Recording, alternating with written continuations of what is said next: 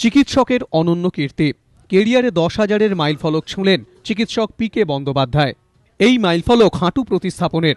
আজ পর্যন্ত 10,000 সফল হাঁটু প্রতিস্থাপন করেছেন অর্থোপেডিক সার্জন পি.কে. বন্দ্যোপাধ্যায়। পূর্ব ভারতে যে নজির অনন্য।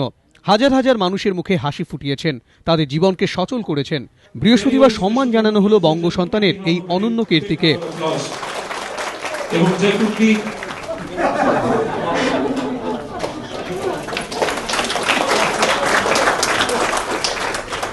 প্রত্যেকটা বডিলি ফাংশনের জন্য একটা জিন আছে, জিন বা ক্রোমোজোম বা জিন আছে।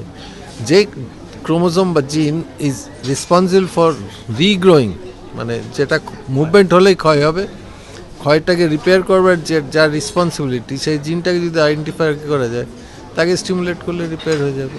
Have a healthy lifestyle, have a good diet which is মানে বেশি ভাত নয়, বেশি রুটি নয়, বেশি আলু নয়, চিনি মিষ্টি কম, ঘি তেল কম, and keep a balanced exercise.